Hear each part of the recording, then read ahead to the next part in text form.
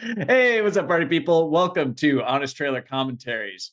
Before we started, we were talking about The Man in the Iron Mask, and now I can't stop thinking about it. But today we're going to talk about Blue Beetle. Blue Beetle is a film that we watched a couple weeks ago and made an honest trailer for us. So we'll talk you through it, give you all our behind the scenes, deep thoughts, questions, and comments. Go in the chat. We'll answer those at the end, as well as some deleted scenes that I believe we saved for you. And then we'll tease you with next week's oh boy, honest Oh trailer. my, we're gonna make some powerful enemies. I feel like we've already pissed off that contingent Yeah, enough you're probably right. You're probably um, right. that they've found the door at this point. But they'll be back to yell at us next week. Yeah, there were Um, definitely some people in my feed like, "You're not a true fan if you don't appreciate this." It's like, sorry, I'm sorry to that guy right now. all right, Blue Beetle, a film that I would describe with words like nice, Because good, you're not a true fan. like Because I get it. okay, Because you're not a true fan. okay. I enjoyed. If I have different grades for it, if I compare it to other superhero origin stories, I think it's a good one of those. Unfortunately, I have to compare it to the 300,000 superhero origin stories we've gotten in the last 20 Yeah, years, and it's just like it's that again. It's one of those. I sure. think they did a much better job with the background characters. I what do I know? But I didn't think like the Mexican culture stuff felt forced for the most part and out of place. It seemed pretty naturally woven in, and I liked all the performances. But it's a Yeah, fucking superhero origin story times 1,000 that you've seen a million times before. He gets the powers. He makes some mistakes. He learns. He grows. Credits roll. Tease for the next one. yeah, I feel like there is a world where this never became the dominant genre. Like superheroes always remained like kind of one of those like mostly for younger people, kind of under the radar subgenres. And this would be like they bring out one big superhero movie every like 3 years, and this would be that one. It's from like an alternate universe where like the 90s set the template for how superhero movies were going to be instead of the aughts. And I feel like if we lived in that world, I would have liked this. I would be like, yeah, this is exactly what a superhero movie origin story kickoff to a new character should be like. It's quick, it's funny, there's pretty good action. I like the character. I would want to go see another. Whether that will actually ever happen, who knows? It's a crazy tangled morass right now, but I would be willing to go see another Jaime Reyes adventure or see him finally get to meet up with this version of Ted Cord. I think it does a good job of launching that. The problem is nothing to do with this film. It's exclusively like we just went back to this well 100,000 times and we're all kind of worn out on it. Yeah. It's weird that DC has this kind of like two-pronged strategy of like the Zack Snyder of it all and then the Shazam of it all, like the more CW Yeah, RIP influence stuff. And this definitely falls into the latter category.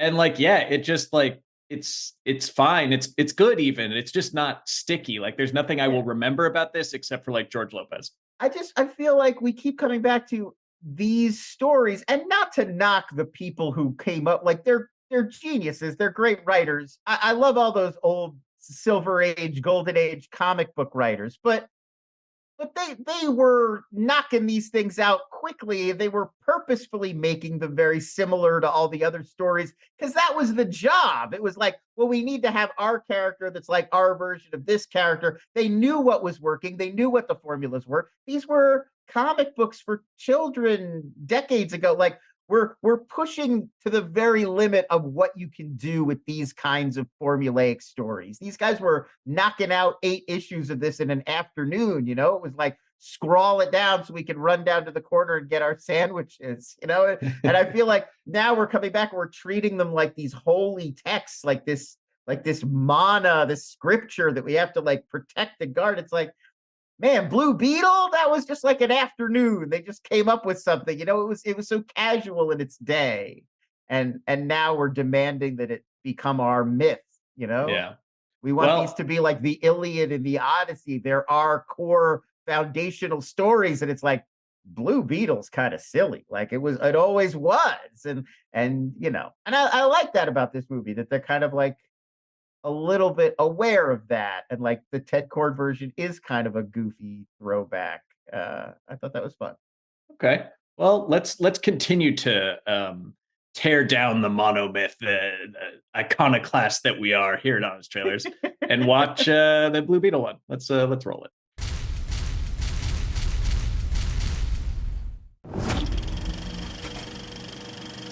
I can't hear it. Neither can I, They've but played you know. Fast Oh, there and it goes. Loose with Batman, cut Superman down to size, and sent Wonder Woman to the cameo zone. Now, DC is shrugging a made-for-Max film into theaters while their universe burns, as their newest hero shows up to a party after the host shat on the couch and sent everyone home. Bienvenido a la fiesta! Blue Beetle. Us. Did you see the story today about? Yes. I just saw that clip of Momoa passing out. Yeah, he was apparently drunk and dressing like Johnny Depp on the set of Aquaman 2 is what they're saying. That story also had a paragraph where it's like no one is returning as their DC Snyderverse characters, which like so really? Because Really? I thought James had been saying a few of them were gonna come back. Yeah, including Solo. It's like, and I feel like with where we left off in the Flash is really anyone can be anyone. You can have George Clooney as Batman. Yeah, anybody can be anyone. Yeah, but no, you're right. They're saying the Peacemaker, that crew is safe. Like those John Cena and Viola Davis and those people will be back. But otherwise, this article seemed to imply no. Like Gal Gadot is out, and Momoa might come back as a different character, but not Aquaman. And anyway, yeah, who knows? Who knows? Just on the previous point, semi-unrelated. I feel like any actor of sufficient fame and wealth ends up looking like Johnny Depp. Like I think that you cross a certain threshold and rings start appearing on different fingers. Scarves like just show up. The V on your t-shirt gets deeper and deeper the more movies you're in. Yeah. But yeah, and all of a sudden chains, you just start wearing chains. You don't know where you got them. Yeah, you didn't start wearing, the blousiest pants known to man, but suddenly your jorts just got ankle deep. Anyways, let's move on. Let's keep playing. A hero who is definitely still canonical, even though this movie isn't? As you welcome the most beloved Latino hero of all time to your screen, George Lopez. Is that the new Tamagotchi? He's Rudy, the only conspiracy-minded uncle to somehow dodge QAnon. So if you made him the Blue Beetle, this would be 10 times more interesting. Batman's a fascist. But instead, we'll settle for Cobra Kai's Zolo Maraduena. He's at the magical time in a new star's life between their first starring role and their first set of veneers, as he takes on the part of Jaime Reyes, a good kid from the wrong side of GTA Vice City. Does anybody in this town know how to drive?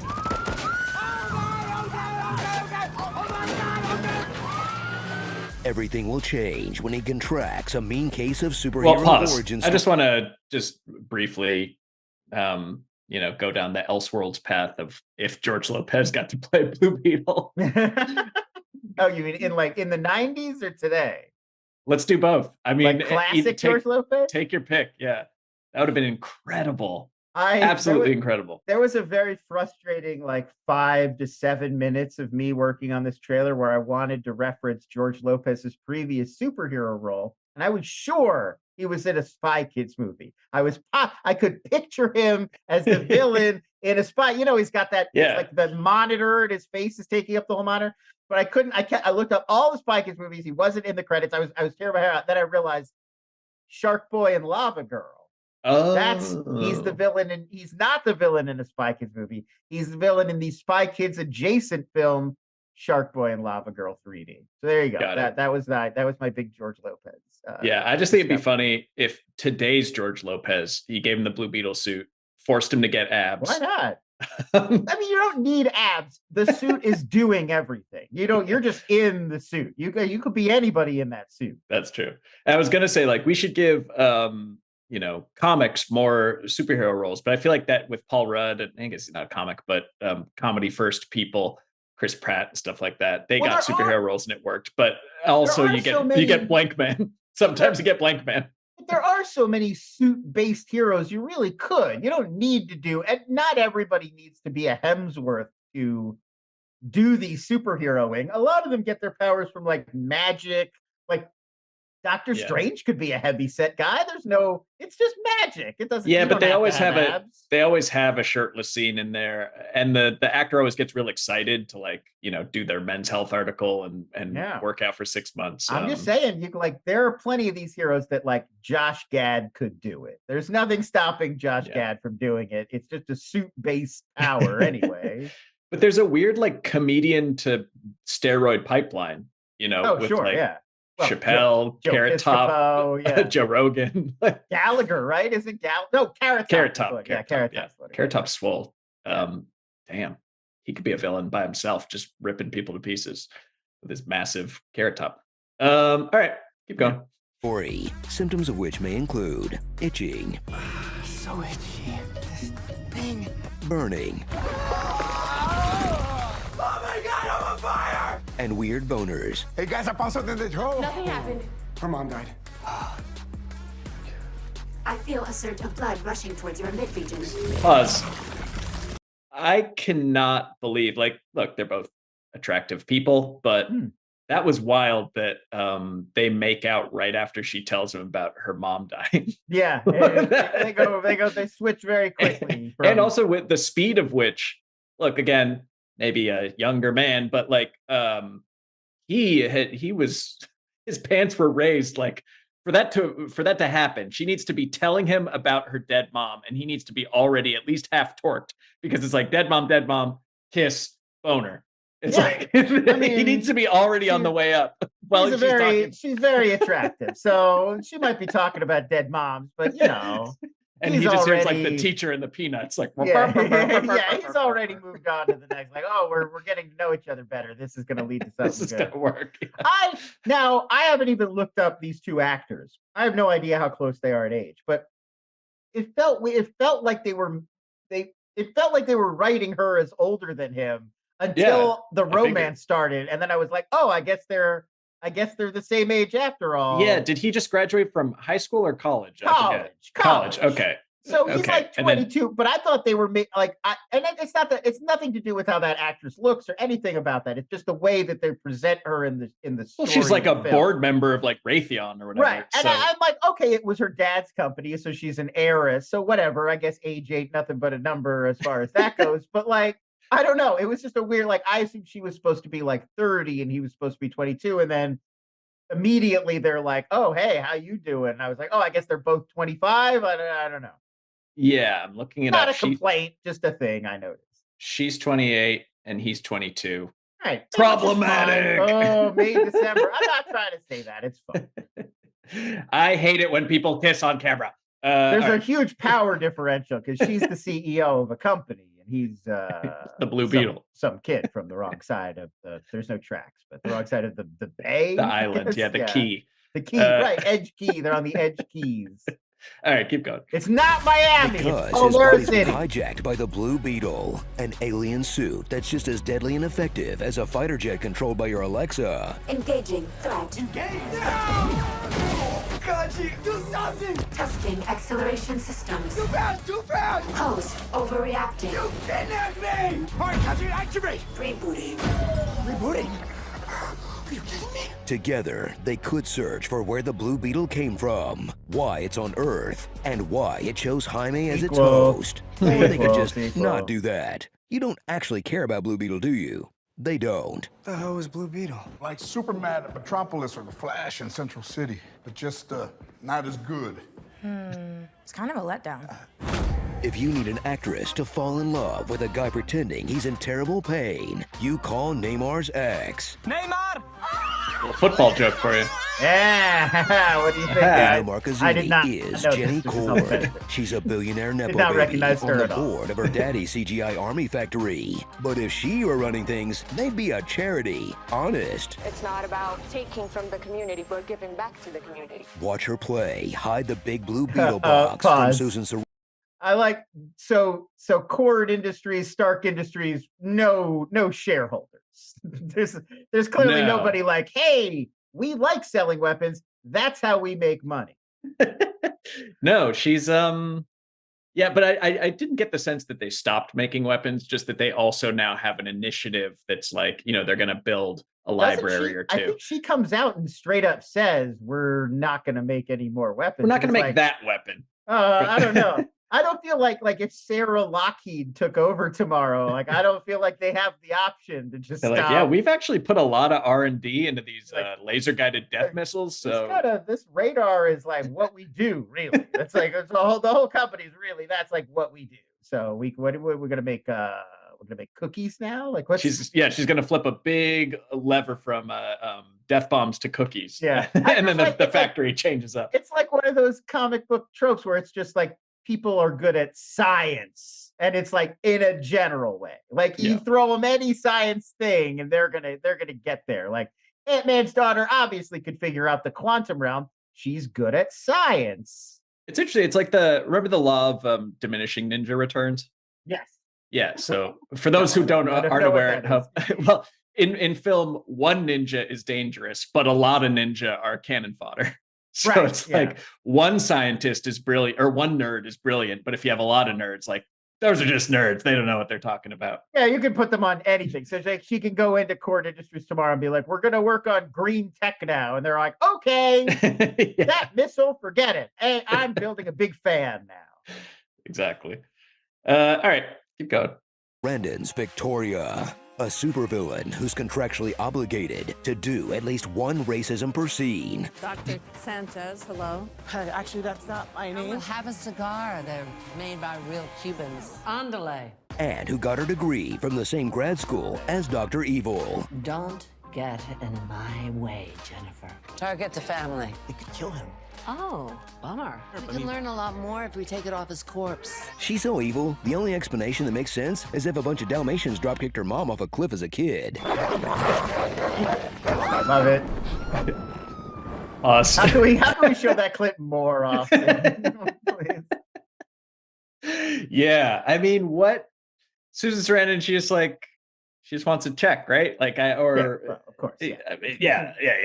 No, but as far as where this character comes from, I didn't do the research on if she's does she have a big comics background? I mean, even if she does, she seems like Victoria Cord. I actually don't. I haven't read that much Blue Beetle, but I don't. Oh yeah, I guess so. I guess she's from the comics. Oh no, Yeah. Victoria Cord was created specifically for the film. So there you go. All right, so no. She just I wish she had like a mustache to twirl, because she might as well in every scene. It's I mean, it is what it is. Like I guess you don't have time to really establish like fully the whole Cord family and really get into it, but it's a little bit over the top. Like she's just so ridiculously evil, and it like her goal is just evil, like it's just like she's one of those like Corey Stoll and Ant-Man, where it's like they're just business evil. Like they want to do business, but even you kind of feel like even if you made them an even more lucrative offer to do something good, they wouldn't take it. They're only interested in doing evil business things. We should totally make, like the D&D alignment chart with like business evil, science evil, and magic evil. Ooh, that's right. Yeah. All your villains are one of those, basically. Yeah. Business, science, or magic. All right, I'm going to make that. All right, keep going. Have you seen Spider-Man, Iron Man, Venom, Ant-Man, or Shazam? Then you get it. It's one of those. Take your pick. You're becoming symbiotic. What's different is its celebration of all things Mexican-American. From on-the-nose references like tacos and the Virgin Mary, to more deep cuts like Chespirito, or having at least one emo relative that pulls off the rare feat of making you care more for the unpowered background characters than for the hero, villain, action, or backstory. Look, it's not a bad film, but we just watched 30 superhero origins in the last 10 years. You're gonna have to drop more than bug farts on us to break out. Yeah, so pause. Strap in. I mean, that's the direction I'd take it if there were a sequel / if they ever did this over again, is like give everyone in the family a Beetle suit. I think every scene they were in, it felt like was improved by having all of those characters in it. And when they weren't there, I was thinking, can we go back to the family? Like that was fun. actually it's one of the rare instances where I preferred that to the hero and the villain. Yeah, I mean, I think they did this would be a disaster if they hadn't figured out ways to make it feel like on some level its own thing, because otherwise you just get the superhero origin tropes over again, and we've seen them a million times. But I think they did do a good job of that, of making the family, giving them some personality, giving them some life. It's hard for me to tell how many of these references are gettable if you didn't grow up in Southern California. Like we need help on one. What was it? We get Chapulín, Colorado, but like I don't know if you get that if you're not from, like, it's on TV in Southern California. Yeah, what was that one that we were like, wait, is that a thing or is that just for this movie? I can look through our Slack. Yeah. You're right. So because we're gonna need help tracking down if this is a, like, I had to look up Maria La del Barrio. I didn't know that one, but I knew Chapulín, Colorado immediately. Okay. That's a Southern California TV fixture. The grandmother gives the sister a lemon wedge. They're about to take off in their bug ship. So I feel like it's some sort of plane, like before the plane ride, she gives her a lemon wedge to suck on. And it's like two things. Why does the grandmother have fresh lemon wedges with her? She's got a Tupperware full of lemon. And sliced is lemon. That a thing? Like before you go on the ride on the plane or whatever, you suck on a lemon? Is it like the chewing gum thing that Americans do? Or I was really stumped or it's just on that. Abuelita, just like, is she losing it? So those are let us know if this is a cultural thing. It's like your grandma having fresh lemon slices on her. Is that a thing in the Mexican world? I've never heard of that. My grandmother used to carry a banana in her purse with her in case she got hungry. But that's a different thing. She did. That's just a snack. She would carry an emergency banana, she used to call it, in her purse in case she got stuck somewhere and she was hungry. It's a little insight into my family. All right, let's keep going. For a zany, fun superhero adventure that's maybe the 1000th movie to end up with two guys in identical supersuits fighting, but still makes the most out of a solid cast. I deserve a luxury dump right now, all right? A great score, and a promising young director. And who knows, if enough people watch it on streaming, maybe it will get a sequel after all. Tell her that her dad is alive. Ted Cord is alive. See? Ted Cord's alive! Ted Cord. He was the original Blue Beetle. Well, kinda. He's the one that found the scarab, but it was actually a professor named Dan Garrett who the suit chose. Hey, where are you going? Starring Jaime, I Be Your Iron Man. Jenny. Things you'd never expect to hear 5-time Oscar nominee Susan Sarandon say out loud. Without the scarab, we can't complete the OMAC. Carapax, ready to claw. The scarab chose you, but it belongs to me. Show me the Carapax. Simba, you have forgotten me. Miss Larval, Grey Guevara, What We Do in the Lab Coats, and Uncle Trucker. A bug strife. So, Blue Beetle's one of those heroes who won't kill. No killing! He should really tell that to the rest of his family. Oh, it's like I can't miss!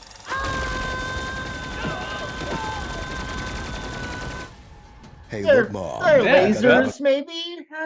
Gotta do what you gotta do. Yeah, they're fine. They're fine. Maybe they're non-lethal, might be something. And they decided to work there, so they're evil. They took a security job at Cord. They took a security job at like a big tech company. Like, I don't know if they necessarily knew Susan Sarandon was evil.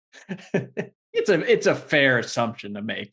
I don't know. You're just like, yeah, we got this lab on this island. We just need you to secure the perimeter. Like, you wouldn't necessarily be like, I bet they're doing evil science in there. Always assume they're doing evil science in there. I mean, anywhere that has anything with a perimeter universe. Yeah. If the CEO is not famous for going on TV and announcing they don't make weapons anymore, they're making weapons. That's not what we make here. We make trailers, honest ones. Like and subscribe. No weapons. Hit the bell. Next week's gonna be really fun. Please come back for that one. And for this week, let's watch some deleted scenes. Starring. Who's your favorite Beetle? Mine's Paul. XLO Man-O-War. Beats by Dway. You're my boy, Blue. Dude, he's ragging on your cord. Jenny from the Bug, Eris Bud, Susan So Random, Lazy Susan, Sullenly Susan, Metroid Rage, Obadiah Slane, Hefe Bridges, Cyberpunk 2023, Johnny Moronic, Abuelit Your Ass Up, Not Sanchez, and Rudy. Insector Gadget, Iron Mang. Hey, IMDb, that's not his name. It's Jose Francisco Morales Rivera de la Cruz! Couldn't be more clear about that. Yeah, come on, IMDb. You're not spoiling anything by using his character's name. Well, that's the bit. The whole movie is that Susan Sarandon racistly calls him Dr. Sanchez, even though that is not his name. And then IMDb does the same insult again. It's hard. How dare all right, let's go on to He's Burrito from Puss in Boots: The Last Wish. Okay, how dare you? That's true. Get that right or pay the price. Let's move on to the questions. Benjamin Abramowitz coming in hot. Why do DC fans claim to want good stories and character development, but ignore films like Blue Beetle, Birds of Prey, and which one's TSS? The Suicide Squad. Squad, yeah, the James Gunn one. While defending schlock like The Flash or Black Adam. I won't read this last part because it's too inflammatory, too hot. Wow, too hot for TV. He's questioning their judgment. Well, here's what I would say right off the bat with any question like this is when you're talking about a group that's as unclear as DC fans, I feel like you're really talking about a very vocal small group of people on Twitter/X, not DC fans writ large. So you got to bear in mind that, like, you're only ever talking about the little cross section of fandom that you're encountering on social media or whatever. It's not everybody. Like, most people aren't even aware of those arguments that are happening on Twitter about all these movies. Yeah, that's fair. And I would say, whatever they're claiming, vocally or not, like, people didn't show up to see The Flash or Black Adam any more so than they didn't show up to see Blue Beetle or Birds of Prey or the Suicide Squad. Like, none of those, I think, were bona fide successes that got beyond like the core superhero fan base, right? Yeah, I mean, right. I mean, I don't know. I think at this point, it's hard to say exactly how much it matters that these projects are part of an ongoing story that's still being told. Like, the franchise is healthy and there's a future in it, but we know that it helps. Like, it's obvious that not being part of a franchise that's got a long, healthy future, like knowing there's this 2024 RIP Snyderverse date, is obviously impacting all of these movies. And I feel like we're not going to know until Superman Legacy how much of an impact it was having. Yeah. But we'll probably see it with Aquaman 2 as well. The first one made over $1 billion. I doubt this December Aquaman 2 is going to set the world on fire like that. Maybe. I kind of doubt it. Not because people hate Jason Momoa now or people hate Aquaman now, just because they know that this is the last chapter in an old story, not an ongoing thing that they have to keep up with to remain relevant. Yeah. Well, with that in mind, May asked, so is there an upcoming comic book movie you're still excited about? I'm thinking only about Beyond the Spider-Verse. Yeah, I'm excited for that one. That's sure. But like TBD end of next year at the earliest, right? Yeah, I mean, they gotta work on it and not make everybody want to die who's animating it for them. So right. Yeah, they've got a little ways. I mean, look, there's still I have hope that there are going to be more good comic book movies. I don't think it's like a dead genre. I'm excited to see Mahershala Ali's Blade whenever they figure that one out. I'm excited to see whatever they figure out for Fantastic Four and getting the X-Men into the mix. And I'm looking forward to James Gunn's DC launch and what he's going to do with it. Yeah, I'm still in. I'm not totally done with the entire genre. Yeah, I'd say I am most excited for Superman Legacy because it's new. Yeah. New, even though it's like the 100th whatever of everything. But James Gunn's a good filmmaker, and it's a chance to start fresh. And I think that there's a reason why comic books do that every Yeah. 8 to 10 years. So let's do it with movies too. And I love the idea of Momoa as Lobo. I know people are disappointed he's not going to be Arthur. Oh yeah, Curry no, forever. definitely Lobo. Do we know he's Lobo? It's not confirmed, but it's been hinted around and suggested, and even that new article is like mentions it again. Yeah. That Momoa is probably not coming back as Aquaman, but maybe Lobo. And that's why he's showing up hammered everywhere, because he's going method. He's getting into character. He's gonna, soon it'll be a cigar, a big motorcycle, start spiking his hair out. Yeah. James Bunt asks, what's your Halloween go-to movie? I hope you've both seen Ready or Not. I did. I love that one. That was awesome. I like Ready or Not, yeah. I was just talking on Twitter not long ago, a childhood favorite that I revisited not too long ago, and it still holds up. Ernest Scared Stupid. Remember that one? I mean, I think it's back in the day, sure. Yeah, I loved it as a kid, and honestly, still kind of holds up. Still made me chuckle on my most recent revisit. Another one that I like a lot is Trick or Treat, that anthology one that Michael Dougherty did a few years ago. Okay. You know, Trick or Treat, it's like 5 or 6 different stories all happening around this one sort of suburban town on Halloween night. Brian Cox is in it, Anna Paquin's in it, good cast. Fun, like slight but fun. And Hubie Halloween, that Adam Sandler one on Netflix too, is better than you'd sort of think it would be. That's cool. I just like to make a cup of hot cocoa, get under a warm blanket, and throw on Audition. That's my Halloween go-to. I mean, horror, a little bit of a different flavor of it, but yeah, exactly. All right. So, but yeah, keep those. Send us some recs, because I could use some new horror movies in my life. All right, we'll end with this. Linger Singor writes, please share 5 minutes of your thoughts. Don't put me on the clock like that. On a Goofy movie. I love it so much, and I love the Honest trailer. Can we get a full Honest trailer commentaries for that? I don't know why we didn't. Must have been like some time off or something. But Goofy movies, so good. Only gets better with age. It's fantastic. I don't have enough nice things to say about it. You're born a Max, but you become a Goofy with wisdom. I wrote, I don't know if it's still up. I wrote a video for Fandom years ago about it's still there, yeah.